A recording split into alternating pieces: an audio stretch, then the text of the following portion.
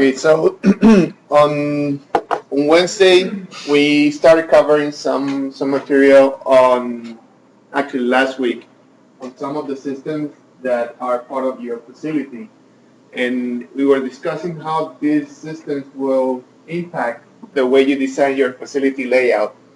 And one of those systems was the electrical and lighting system. So we described what is the important and what level of detail you need to know about this particular type of system.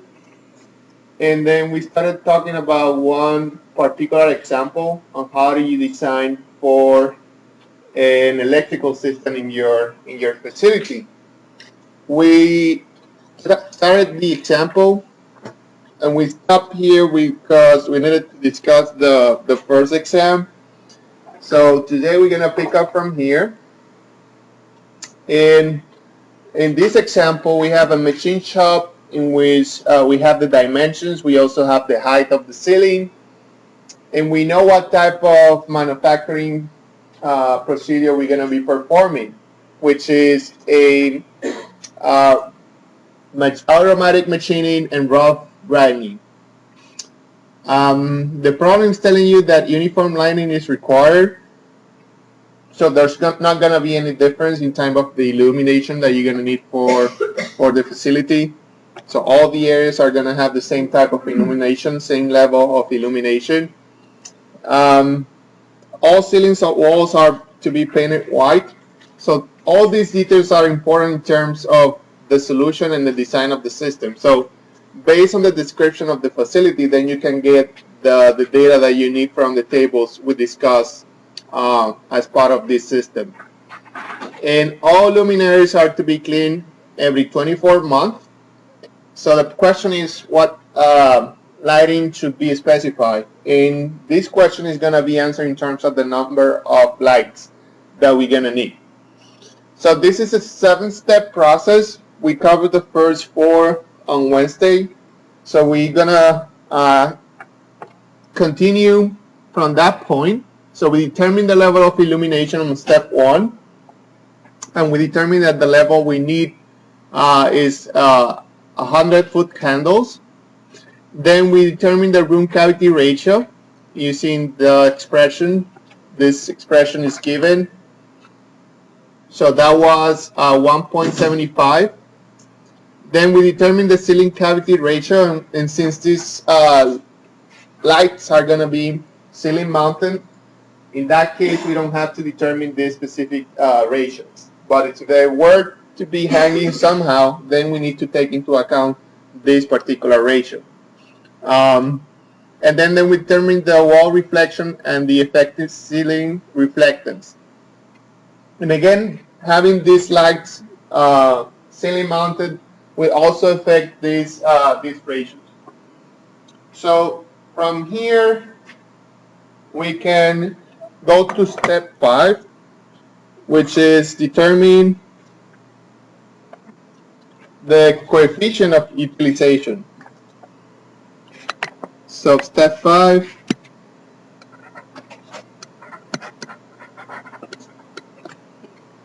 is to determine the coefficient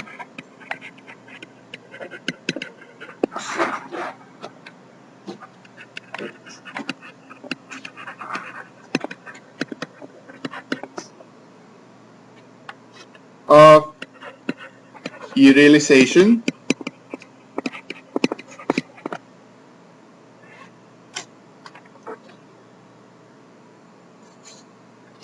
And for this particular case,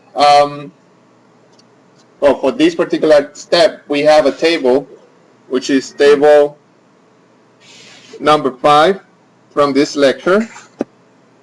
So if fluorescent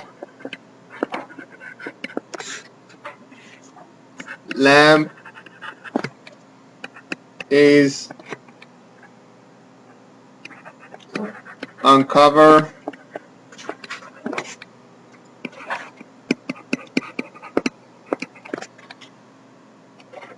are to be utilized.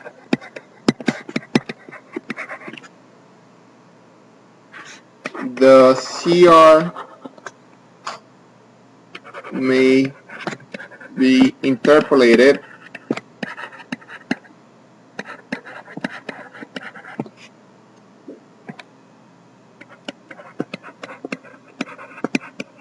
in table 5.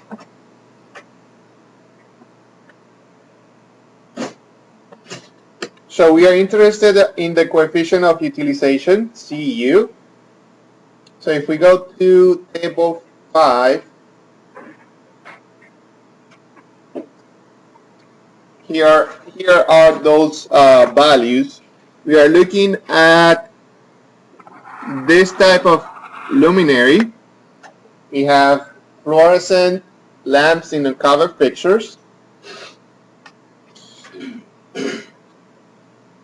Our RCR value is 1.75 and our WR value is 80%. So we are looking at this column, and since our value for RCR is 1.75, then we need to interpolate between these two numbers. Okay, so you're going to have to interpolate to get that value for CU.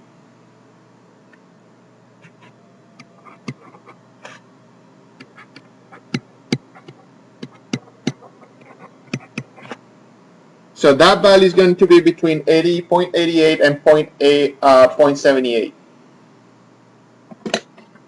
So if we go back to the example,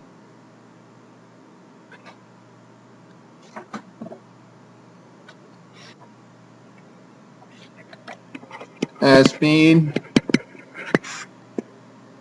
between 0.88 and 0.78. So a coefficient utilization of 0.8 will be utilized.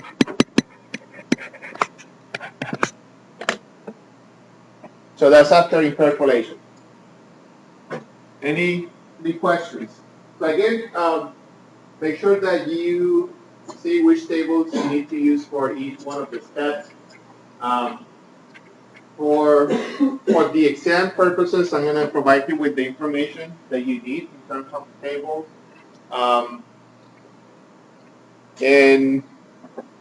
But you need to know when, and also the expressions will be provided. Any questions so far? Okay, so we have the ratios. Now we can move to step 6.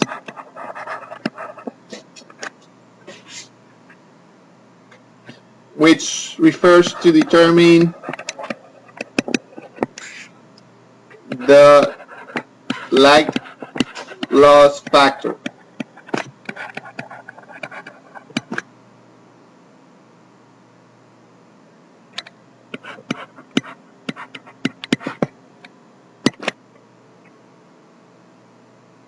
So again, for fluorescent lamps in uncovered pictures,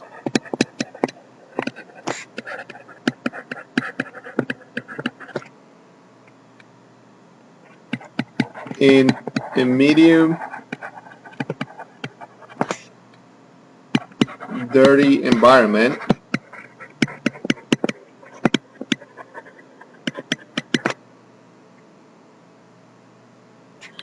that are clean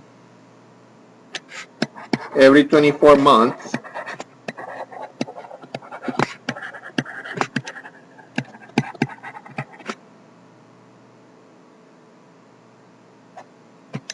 we will use table 7 to get what will be that ratio, the light loss factor. So here we are. fluorescent lamps. Jesus. In uncovered fixtures.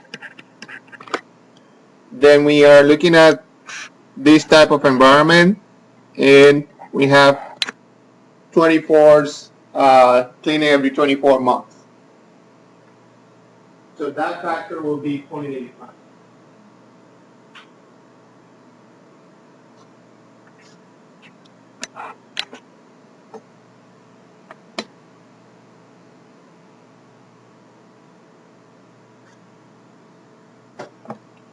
So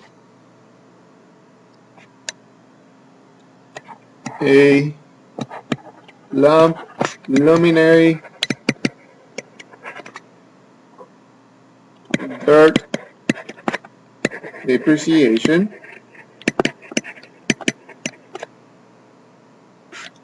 factor of 0.85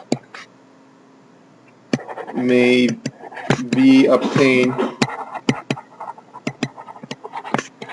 from table 7.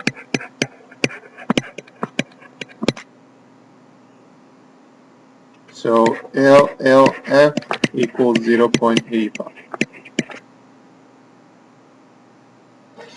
And finally, in step 7, we can compute the number of lamps that we need for our facility. So step 7,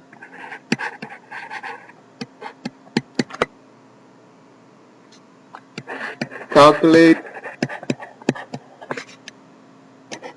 the number of lamps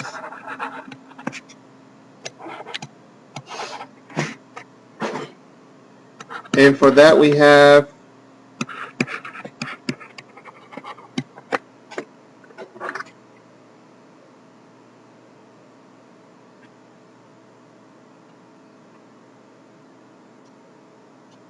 this.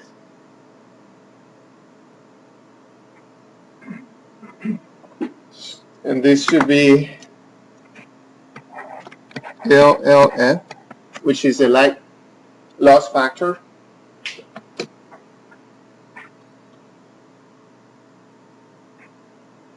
So this is, let me write that expression here. Required level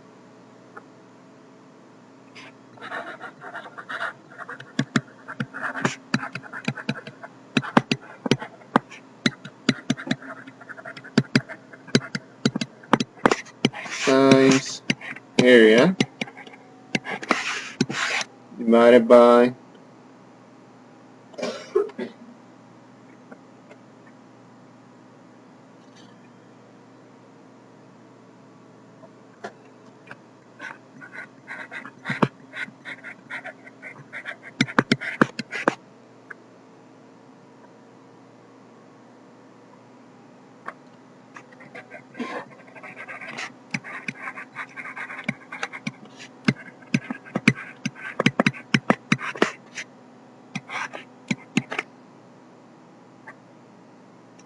so we have the required level of illumination, which is 100-foot candles. So it's 100. We have the area, which is 100 times 40. We have the coefficient of utilization, 0.8. The light loss factor, 0.85. And the lamp output at 70%. So this is equal to 179 lamps.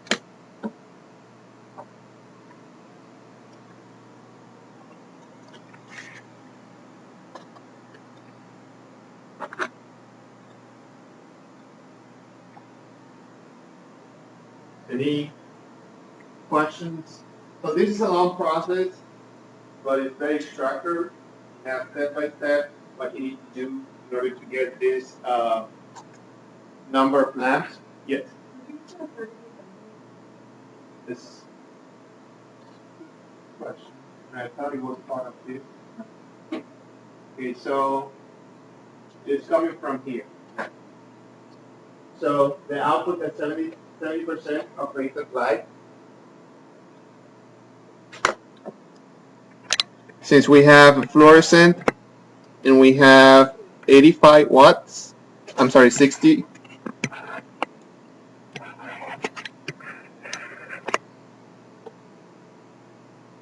So this is coming from table 6, the lamp output at 70%. Let me put that here.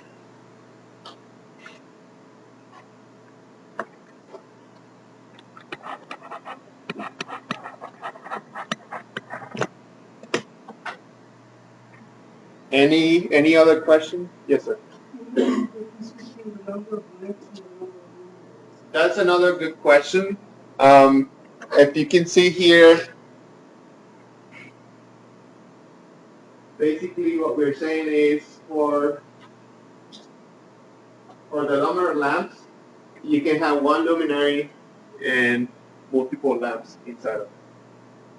Okay, so if you want to compute the number of luminaries, you have to divide the number of lamps divided by how many.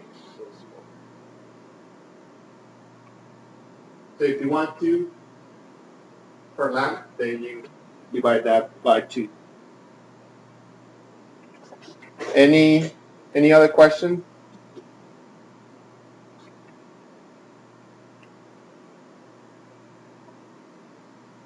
Okay, so the last system that we're going to discuss are the life safety systems for a facility. And these are the typical systems that you'll see for fire and other type of emergencies that you can experience in any building. So these are designed to control emergency situations that will disrupt normal operations. And these are emergencies that are created primarily by fire, 6-peak events, and power failure.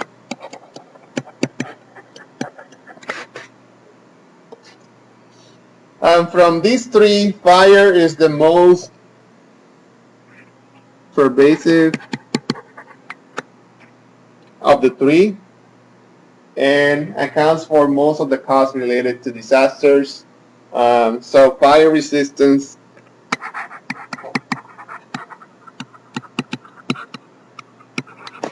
is critical in terms of the design of the facility.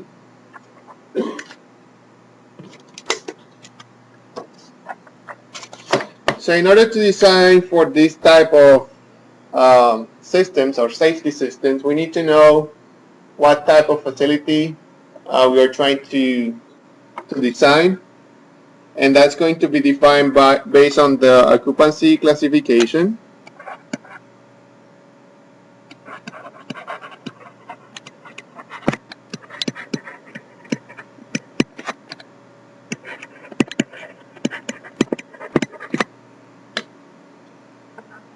And these are listed here in this table.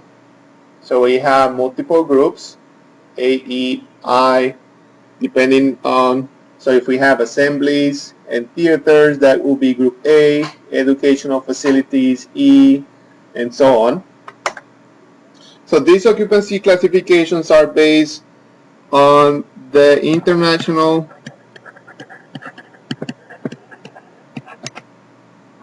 Building Code.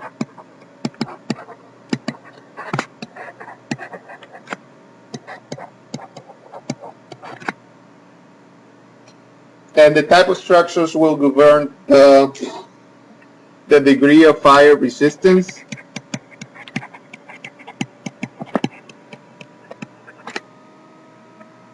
so the materials and design of the structure. And fire resistance, therefore, refers to the ability of a structure to act as a barrier that will not allow the fire to spread from the point of origin.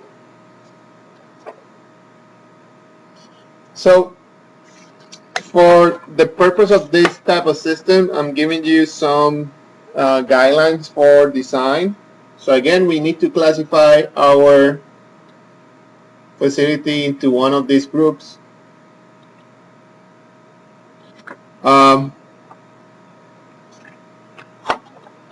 Something that you need to keep in mind is there's no building that is fire immune.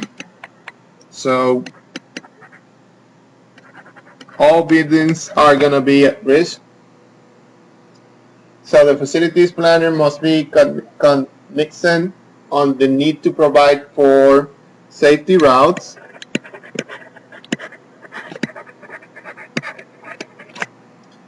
as an integral part of the layout. So for example, most buildings requires 2 or more exits. And this is also true for homes. So you see the design of most of the homes, you should need to have at least 2 exits in terms of doors. So most local buildings codes will require that the maximum allowed time or distance to exit the building will not be violated.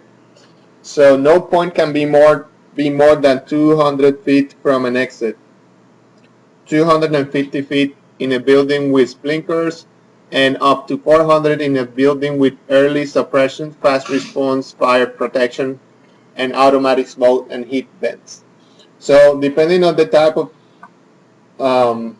advanced system that you have in your facility, then you have to take into account where you place those doors so you satisfy this requirement.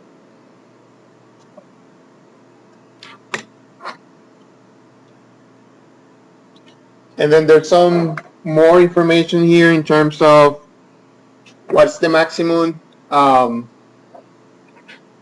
floor area per occupant in your facility. So depending on the type of building,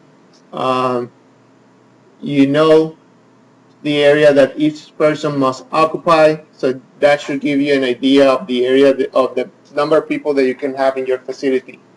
Also, a minimum number of exits.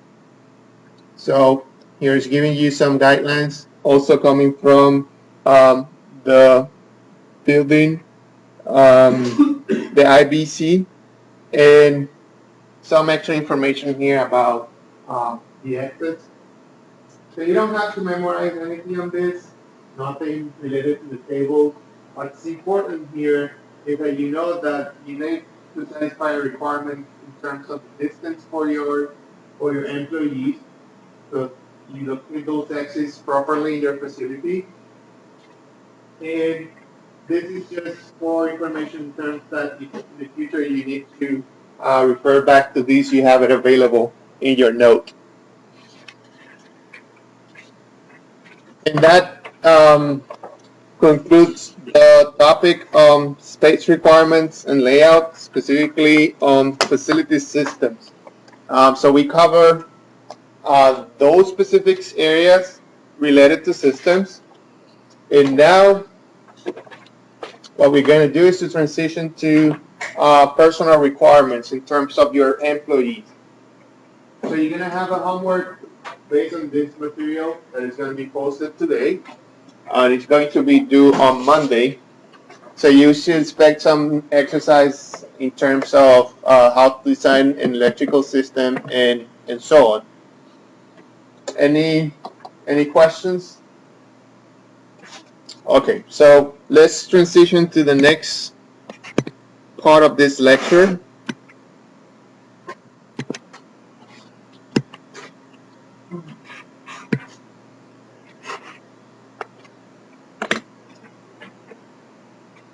Okay, so now, as I mentioned earlier, we're going to look at personal requirements within the facility. So when you decide these facilities, you need to take into account that you're going to be dealing with people, and people have some needs in terms of some interfaces to interact with the facility. And we're going to talk about the most important ones in this lecture. So in terms of the objectives, we are looking at the first one, and after I was reading this, I think we also need to add this one for this particular lecture, and because we are incorporating some of the personal requirements into the design of the facility. So here are those interfaces that we're going to be studying in this particular lecture. We're going to look at, first of all, parking lots, how to design a parking lot. We are going to talk about what are the important requirements when you're designing a restaurant for your facility, and also about office space for your facility. And finally, some of the requirements in terms of barrier-free compliance um, for people with wheelchairs and so on.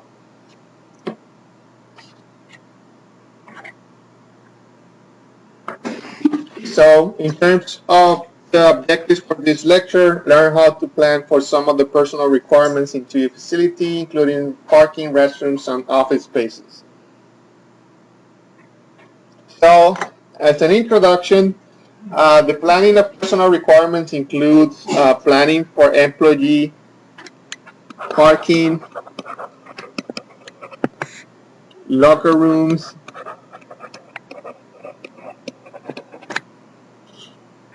restrooms, food services if you're going to have a cafeteria in your facility,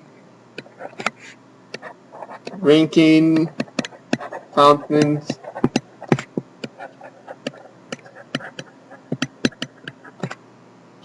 and some facilities will also provide health services. And that will depend on the type of facility or the type of work that you're performing um, in your facility. Um, the facilities planners must integrate barrier-free designs in addressing the personal requirements of the facility. So you have to take into account, again, people with disabilities, and that might include designing for extra space for the aisles, or providing a ramp for entering some of the areas in the building.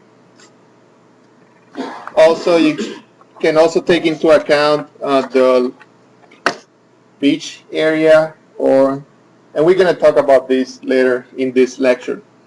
But in terms of the employee facility interface, an interface between an employee's work and non-work areas or activities must be provided. The interface functions as a storage area for personal property of the employee during work hours.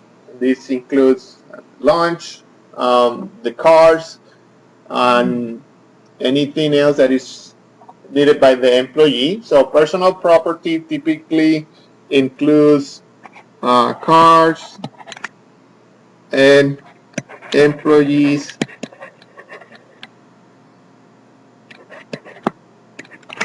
personal belongings,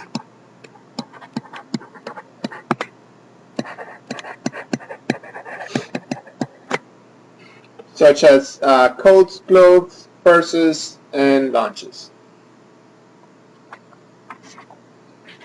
So in terms, again, we are not going to talk about all those interfaces. We're going to talk about the restroom, parking lots, which are the most important ones, but again, those are not the only ones. So in terms of the employee parking, the procedure to plan for a parking lot is as follows. First, you need to determine the number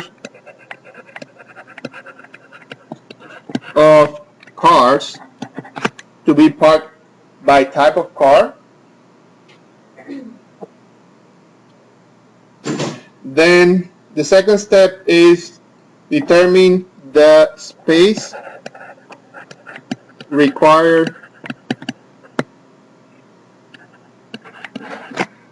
for each car. Step number 3 is to determine the available space for parking. So you're going to have a specific area to accommodate this parking lot. Then determine alternative parking layouts.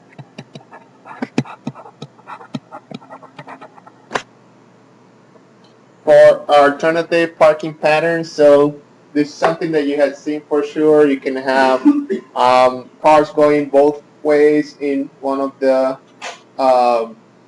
parking aisles, or you can have only one direction. You can have parking with certain angles. So those are some of the options depending on the space that you have available. Select the layout that best utilize space and maximize employee convenience.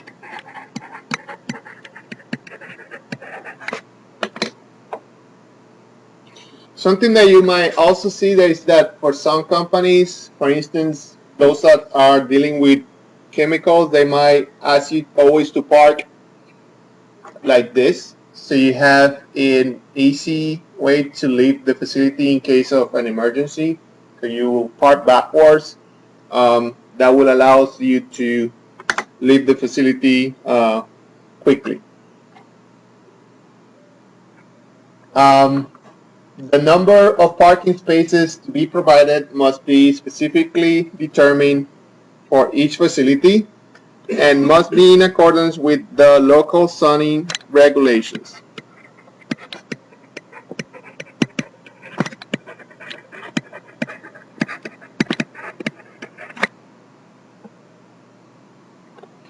In terms of the minimum requirements for handicap spaces, the minimum could be as low as 2 per 100 parking spaces, but most of the time, or it's not uncommon to see 5 handicap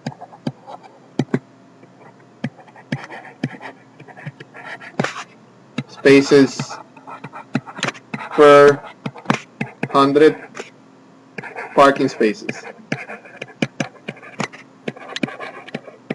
So this is not uncommon.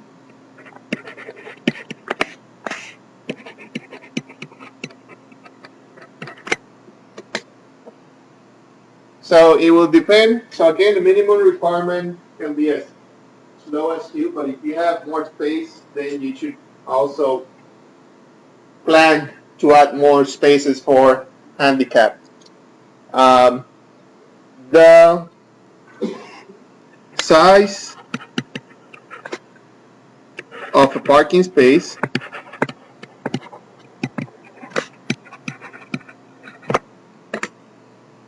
for an automobile, which is expressed as the stall width times the stall depth, can vary from 5.5 times 12 feet to 9.5 times 19 feet. So it will depend again if you're designing for compact cars, if you're designing for large trucks, or depending on the type of car that you should expect in your facility. But there's going to be some variability. And on the next slide, we have a chart that can help you find out the space that you will require for each type of car. So the total area required for a parked automobile depends on the size of the parking space,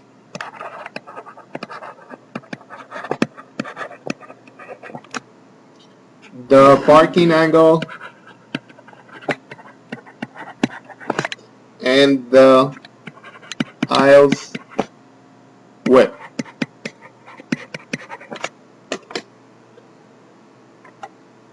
And in this graph, we have different type of cars.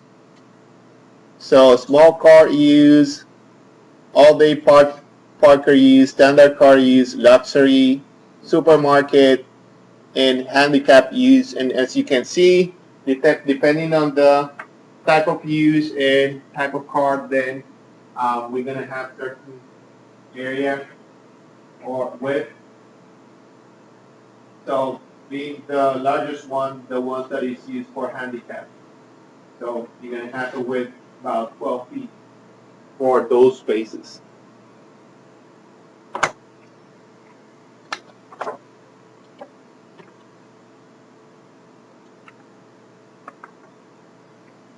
So the factors to be considered in determining the specification for a specific parking lot are the following. First, the percentage of cars to be parked that are compact.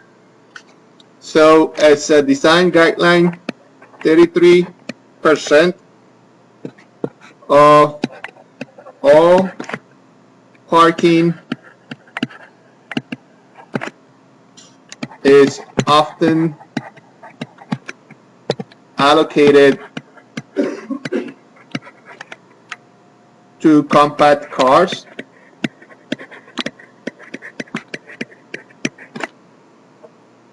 Okay, so 33%. Increasing the area provided for parking decreases the amount of time required to park and depark. So this refers back to what I mentioned. Sometimes if you don't have that extra space, companies might have other alternatives such as parking backwards for all the employees so you can leave the facility quickly. Angular configurations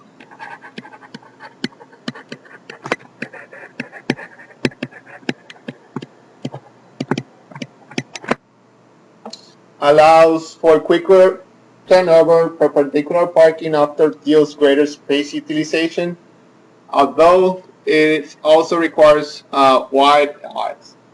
So most of the time when we are trying to design a car, we're going to parking lot. I'm sorry. Perpendicular parking is often what we start with. You want to see because this one allows for quicker turnover. So this is basically the best alternative when you're trying to design a parking. But if you don't have enough space, then you have to look at the angles and so on. So as the angle of a parking space increases, so does the required space allocated to aisles.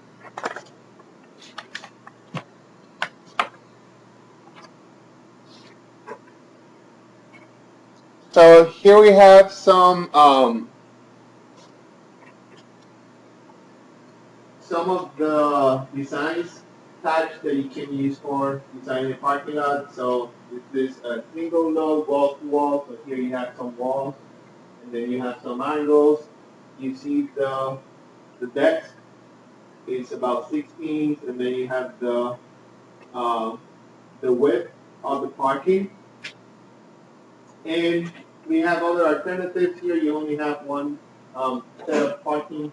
Here you have two going in one direction, and they will change depending on the type of design that you use. If you have if you have double loaded wall to wall, that means that you have something here. And if there's nothing in between, then you have another type of design.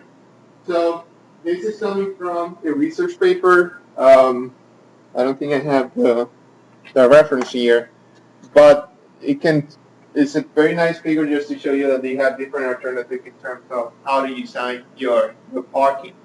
But we also have some guidelines Um,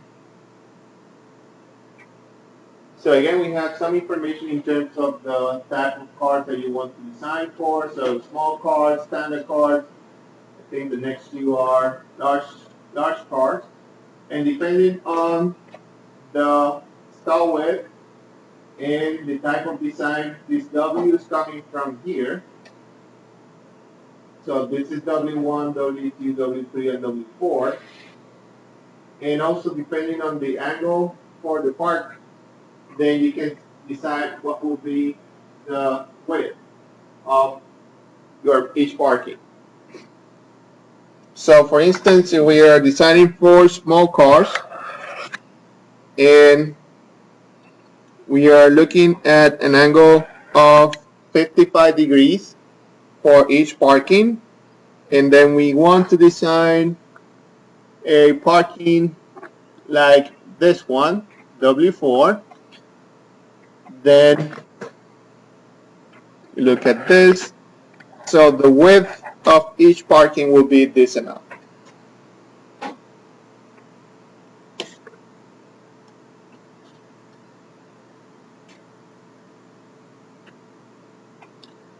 So we can use the information from figures 1, 2, and table 1. The facilities planner can generate several parking layouts alternatives. And the goal again is to optimize the space. So optimize space allocated for parking and maximize the employee convenience. All right, so with that discussion, we can try to solve the next example. So this type of problem is an iterative process. It's not that you're gonna come up with the best solution right away. You might need to try several alternatives. So for this case, a new facility is to have 200 employees. A survey of similar facilities indicates that one parking space must be provided for every 2 employees, and that 40% of all cars driven to work are considered compact cars. 5% of the spaces should be allocated for the handicap, and the available parking lot space is 180 feet wide and 200 feet deep. So we have the dimensions of the area that we can use for parking purposes.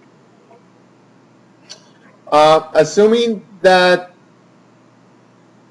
no walls and no walking edge, determine the best parking layout using stall width of 8 feet 6 inches for standard cars.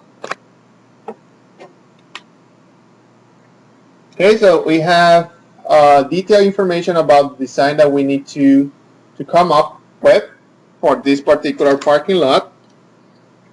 And here I have some of the information that we're gonna need for the problem listed. So first, out of the 100 spaces, 40 could be for compact automobiles. Still remember, the minimum design says that's 33% of the total. So, however, not all drivers of compact cars will park in compact space, so therefore only 30 compact spaces will be provided. So make sure that you've satisfied that 33% when you're designing for compact cars. But even though you know that you're going to provide for those spaces, you know that some of the employees might not end up parking on those compact car spaces. So for this example, only 30 compact spaces will be provided. So in terms of the exam, I'm going to let you know this is the amount of parking lots for compact cars that I want you to design for, and also for the homework. So, as I mentioned earlier, the first step, you will always try to design for a 90 degrees or perpendicular type of parking space. So you're going to begin the layout of the lot using 90-degree double-loaded two-way traffic because of its efficiency use to space. And to determine, the first thing that we need to do is if this type of layout actually fits our space. So we know that we have a limited amount of space in our facility, which is given by this area, 100 times 200. So we want to know if this type of layout will fit our facility space. So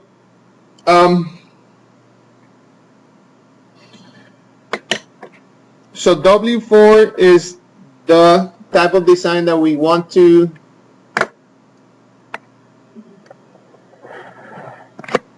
target, which is double loaded with two-way traffic, and we can get some information about that in figure 2. And then using that W4 module, table 4, we can obtain the following. So this should be table 1.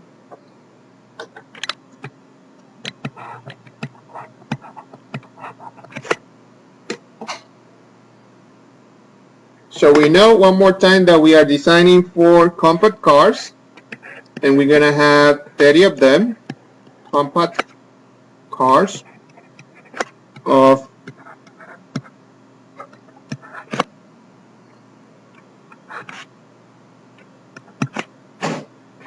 for 90% degree in W4, and then standard cars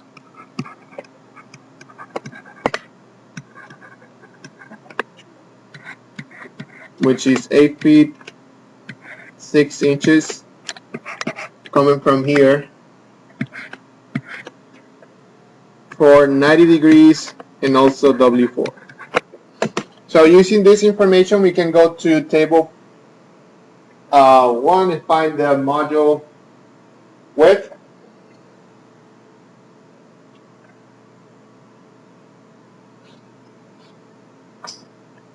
So table 1 for small cars, we have W4 in a degree of 90 degrees for the angle. So 90 degrees, W4, small cars. So the intersection for that one is 57 feet with 2 inches. Okay? So this is for the compact car. So let me go back here. And remember that I always post this video, so in your track site you should have a link that say lecture videos. So if you want to refer back to how to get this information from the tables, you can always watch those videos. I know it's kind of difficult to write that down, so you always have the videos to look at that information. So for module width,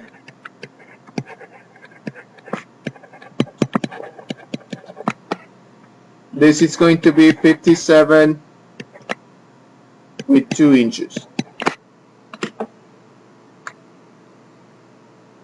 So that's for compact cars. Now we're going to look at the same type of information but for standard cars. So for standard cars of this size, and this is also given in the problem, W4 90 degrees, this is the width.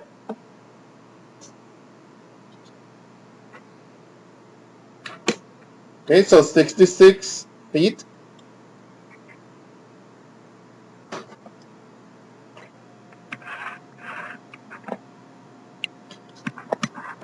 With 0 inches.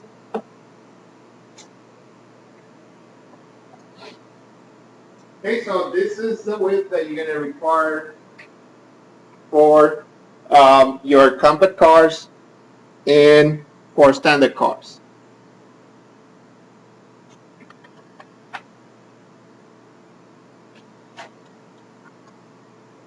Okay, so now we have this information. We want to know if our facility can fit a 100 parking lot in the area provided using this design requirement. So check to see if the depth of the lot, which is 200 feet, can accommodate a parking layout consisting of 2 modules of standard cars and 1 compact module. So we have 2 times 66 plus 1 times 57 with 2 inches. So that width is 189 feet with 2 inches. So meaning that we have a width that is less than 200 feet. Therefore, depth requirement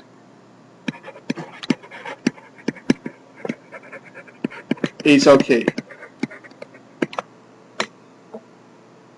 So based on the design that we are trying to address for this parking lot, we have enough area to accommodate that type of design, which is good.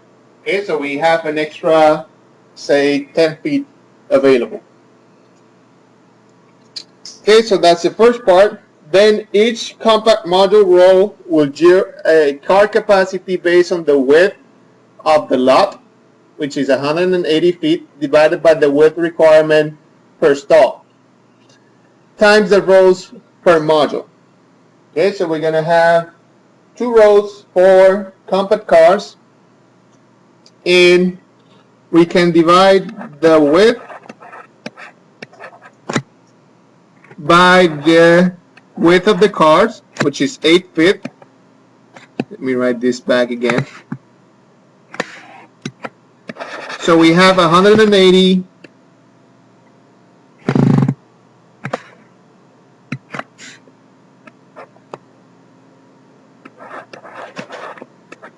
divided by 8, which is the width for the car. And then we know that we have 2 rows assigned for compact cars. So this is 44 potential compact cars.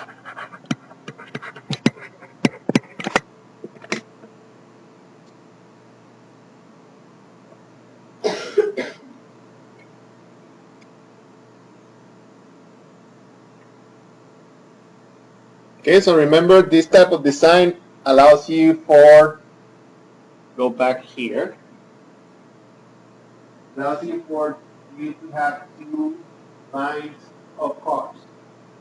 So that's what we're trying to see. So we're going to have 2 lines of cars spaces. We want to know an estimate of how many cars we can fit. So for compact cars, we have 1 of those.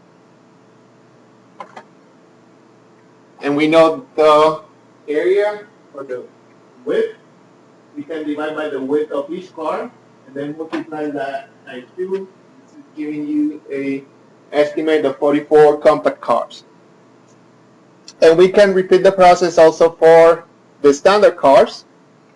So each standard module row will yield a car capacity based on the width of the lot, 180 feet, divided by the width requirement per stall. In this case, is 8.5, times the number of rows per module, times the number of modules. So in this one, we're going to have 2 modules for standard cars. So we're going to have to multiply this times 2 times 2. So 180 divided by 8.5 times 2 for the 2 rows, and times 2 for having 2 modules. So this is equal to 84 potential standard cars.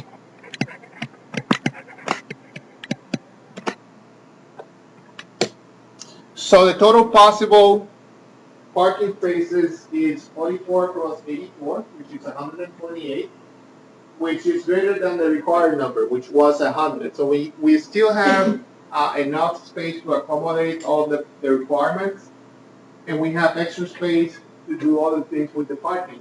We have those 28 extra spaces. So we know that this configuration is feasible with the 90-degree angle. A possible alternative of 2 rows modules of like 2 standard modules plus 2 rows modules for 1 compact module for a total of 6 rows, and is a starting point for the layout. Okay, so, excuse me? You say for extra space for other types of handicap? Oh yeah, we're going to look at that in a second for handicap. So this is basically telling you that you have extra space, and now we can address those handicap spaces and also some space for the aisle for the cars to move. So that's a good question. So modifying the layout to account for handicap requirements and circulation reveals the following. So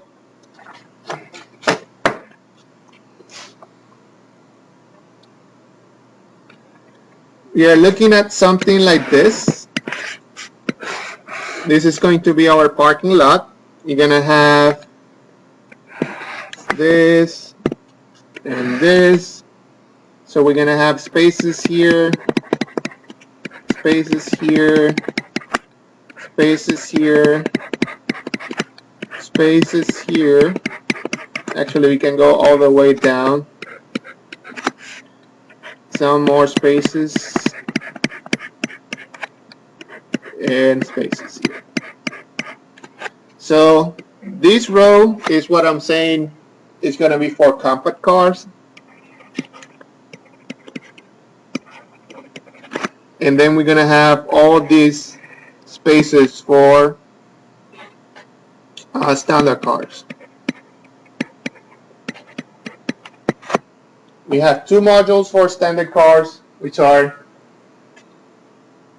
this line and this line, and then that extra line for compact cars.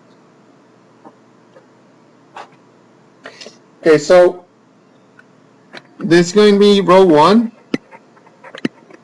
and then we'll go up to row 6. So row 1 will handle all 5 handicap spaces. So that's going to be a width of 12 feet for each one of the spaces. So this is 5 times 12. So the width required for the handicap spaces is 60 feet. And the rest of the space for this row is going to be occupied for the standard cars. So what we are trying to do now is we're going to take this row, and we know that for that row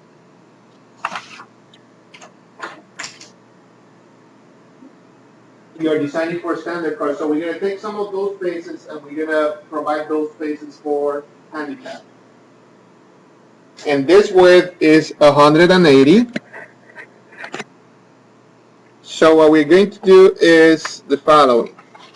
We're going to subtract the width for, so the remaining space will be occupied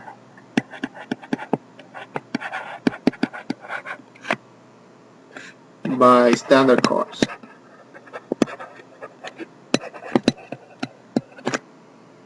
So this is going to be 180 minus the 60 that is coming from here divided by 8.5, and that means that you're going to have 14 spaces. So from this area, 5 are for handicap, and then 14 for standard.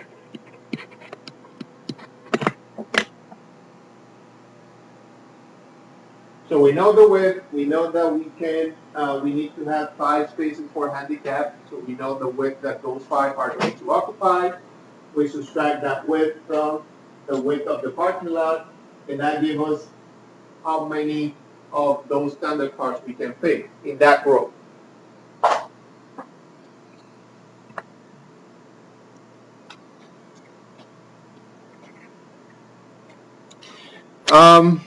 Now we need to design for these spaces. Maybe I should change the color.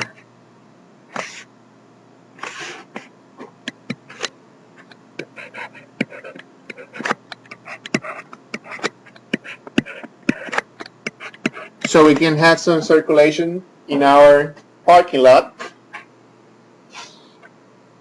So row adjusting for 2 circulation lanes.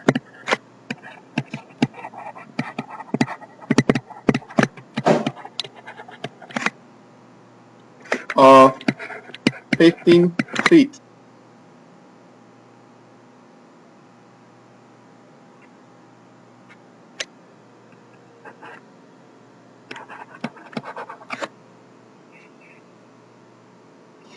So we're going to look at row 2.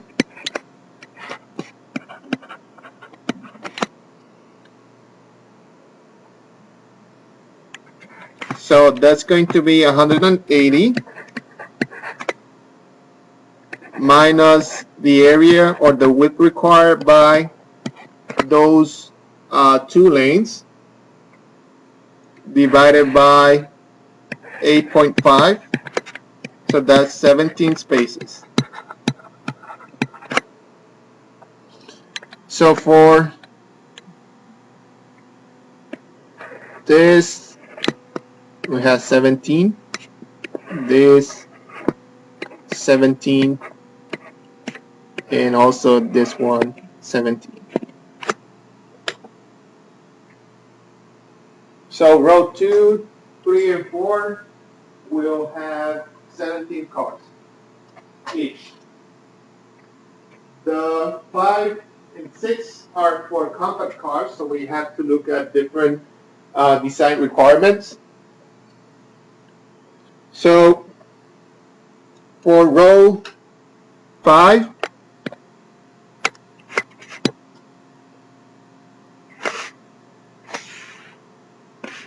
I'm using a different color. So row 5 will have, so this is row 5.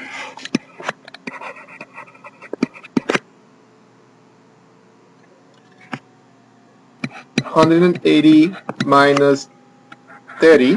Again, we have the space for the lanes, which is 15 times 2. And now instead of dividing by 8.5, we're dividing by the width of compact cars, which is 8. So that's 18 spaces. And for the last row, we don't have to do anything. That one is not affected by the aisle size, so we can keep the original number for that one. So row 6 will handle 180 divided by 8, and that's 22 spaces. So now after this, we need to check that we still satisfy the requirement for the 100 parking spaces.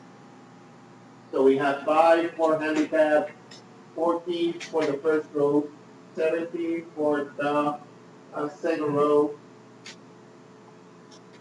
and then for 3, 4, 5, we have 18. I'm sorry, for 2, 3, and 4, we have 18, and then 22. I'm confused. Row 1, we have 14 spaces plus 5 handicap. Row 2, we have 17. Row 3, we have 17. Row 4, we have 17. Row 5, we have 18. And for row 6, we have 22. So if we look at the actual design, here's how our parking lot will look like. And this is the total number of parkings that we're going to have. So it's 110. So we are over the limit for the design, and we are providing for the requirements of the handicap, and also we are providing for the lanes for circulation. Okay, so I'm going to stop here today. I think on our next lecture, we're going to look at another example for designing a parking lot, and we're going to continue with this lecture. Remember, I'm going to post a homework today. That one is going to be due on next Monday. Sorry, I couldn't late in the phone call this morning. Okay. Thanks, sir. Yes, sir. Homework. Am I able to sign in? I didn't realize they were doing downtown. Where is the attendance sheet? Thank you. Thank you.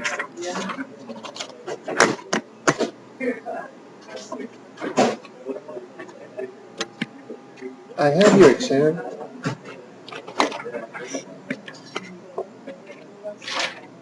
Thank you.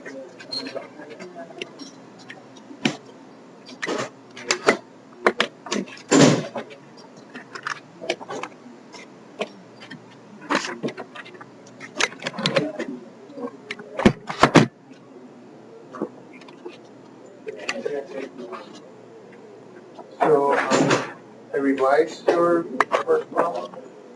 I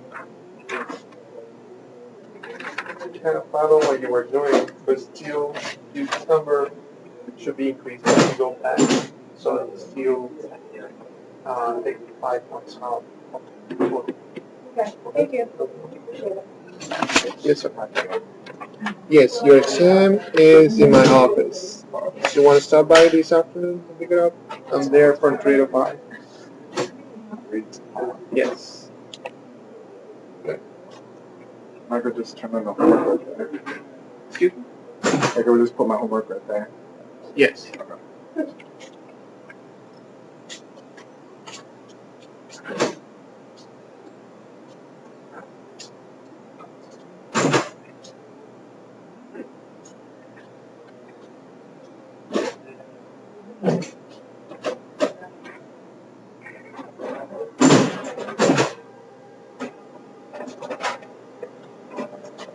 I think what happened with your solution is the way you managed the meeting.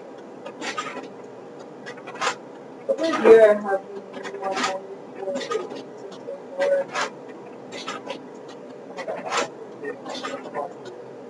You need three parts of this input to be together with input 4. So here what you're saying is you need 1/3 of an input for iPhone.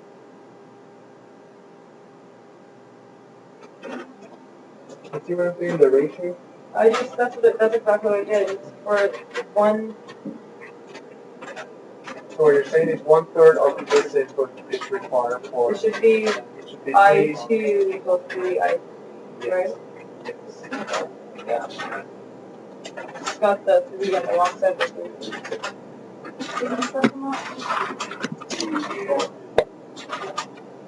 Somebody put some paper there and put it on.